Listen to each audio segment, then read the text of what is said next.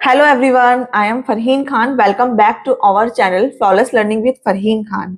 आज मैं आपको अपने चैनल के थ्रू EWS DG कैटेगरी के एडमिशंस के लिए जो कि फ्री एडमिशंस होते हैं दिल्ली के प्राइवेट स्कूल्स के लिए, उसकी सारी इंफॉर्मेशन आपको देने आई हूँ। एक ही वीडियो में आपको सारी डिटेल्स में शेयर करूंगी। तो पेरेंट्स पहली बार अपने बच्चों का admission nursery class, KG class और क्लास फर्स्ट में करवाने जा रहे हैं, उन सब के लिए ये वीडियो बहुत बहुत इंपॉर्टेंट होने वाली है। आपको ये वीडियो बिल्कुल शुरू से लेकर एंड तक देखनी है ताकि आपको सारी इंफॉर्मेशन मिल सके और आप समझ पाए।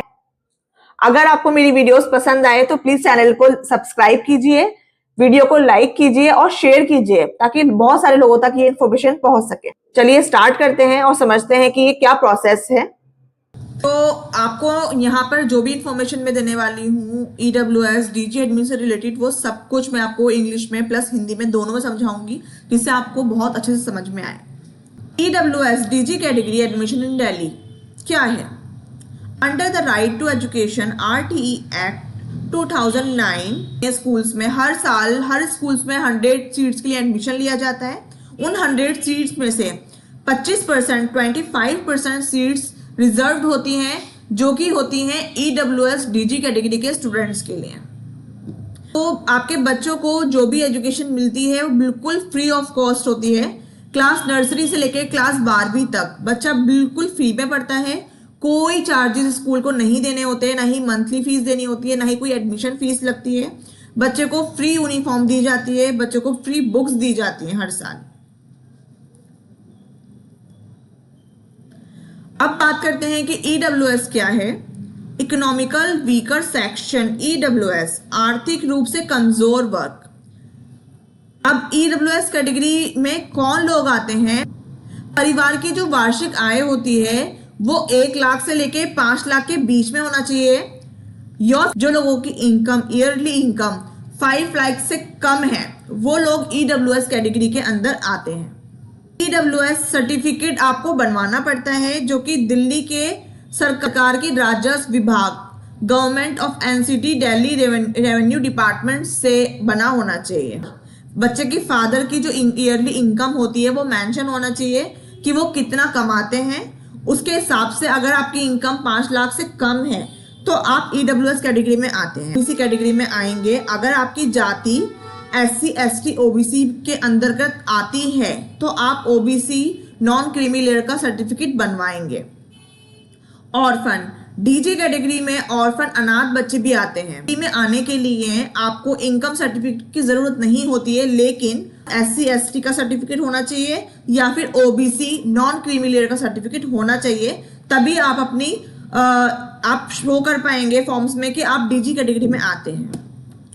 For SC ST OBC NCL a valid caste plus non creamy layer certificate is needed। जैसा कि मैंने आपको बताया कि अगर आपको सर्टिफिकेट बनवाना है तो आप नॉन क्रीमी लेयर का जरूर ध्यान रखें, क्योंकि बहुत सारे पेरेंट्स OBC कैटेगरी में आते हैं, उनके पास वो सर्टिफिकेट भी बनवा चुके होते हैं, लेकिन उनको ये नहीं पता होता कि उनका सर्टिफिकेट क्रीमी लेयर बना है या नॉन क्रीमी लेयर बना है। तो इस चीज का ध्यान आपको जरूर देना है। अगर नॉन क्रीमी लेयर का सर्टिफिकेट है तभी आप इस बेनिफिट का अवेल कर सकते हैं, इस बेनिफिट का फायदा उठा सकते हैं।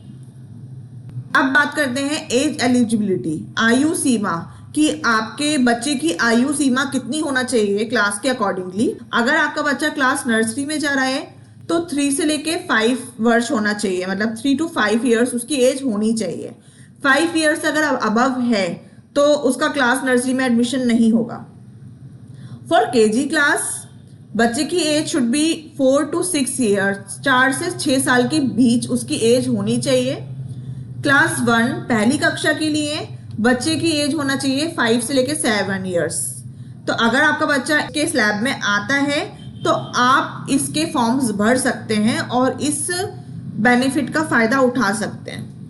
अब बात करते हैं इंपॉर्टेंट डॉक्यूमेंट्स, जरूरी दस्तावेज।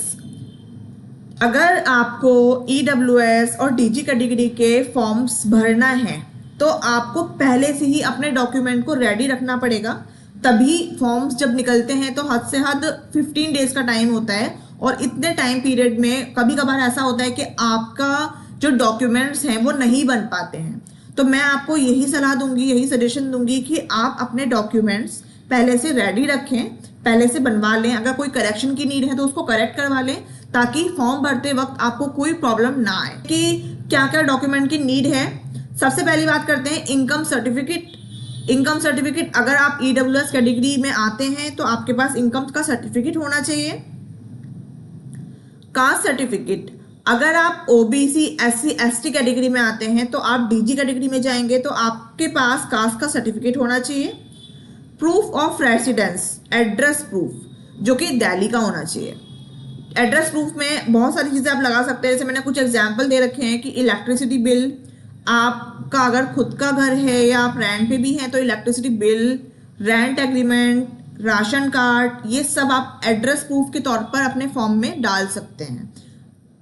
चाइल्ड बर्थ सर्टिफिकेट, बच्चे की बर्थ सर्टिफिकेट आपके पास होना चाहिए, तभी आपका फॉर्म कंप्लीट हो पाएगा।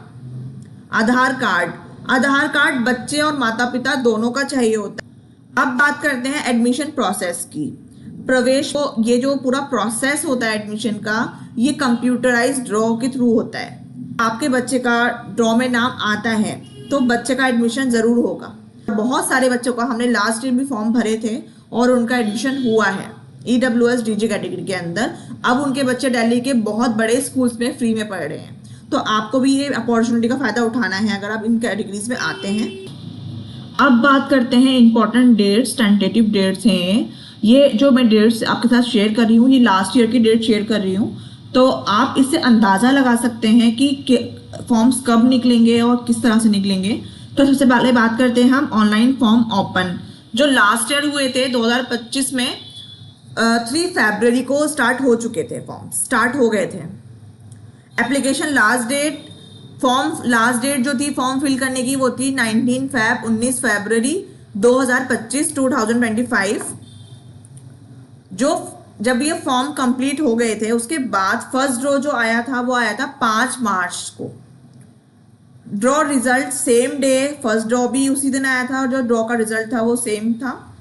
Document verification and admission after draw, उसके बाद जब ये 5 मार्च की डेट हो गई थी उसके बाद एडमिशन का प्रोसेस स्टार्ट हो गया था। लास्ट ईयर बहुत सारी चेंजेस की गई थी एडमिशन के प्रोसेस में।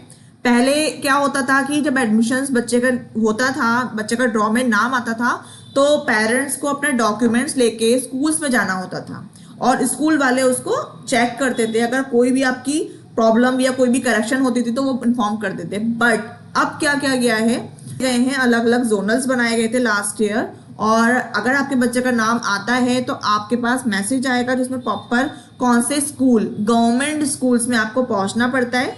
वहां जाके आपके डॉक्यूमेंट्स को चेक किया जाता है। अगर आपके सारे डॉक्यूमेंट कंप्लीट होते हैं तो आपका बच्चे का एडमिशन कंफर्म हो जाता है।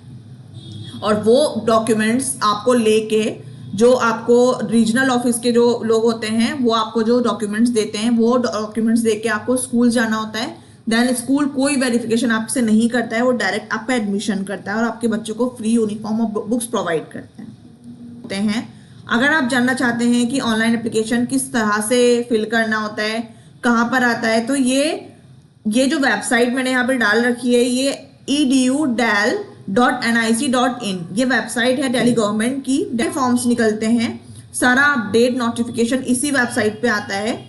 आपको पूरी इंफॉर्मेशन इस वेबसाइट पे दी जाती है। जब फॉर्म्स निकलेंगे तो मैं आपको पूरी इंफॉर्मेशन दूंगी कि किस तरह से आपको फॉर्म फिल करना है, कैसे कैसे स्कूल्स को सेलेक्ट करना है, कैसे कैसे आपके डिटेल्स फिल होगी, सारी इंफॉर्मेशन आपको प्रोवाइड की जाएगी। अगर आपको मेरी वीडियोस पसंद आए तो प्लीज चैनल को सब्सक्राइब कीजिए, वीडियो को लाइक कीजिए और शेयर कीजिए ताकि बहुत सारे लोगों तक ये इंफॉर्मेशन पहुंच सके। Thank you.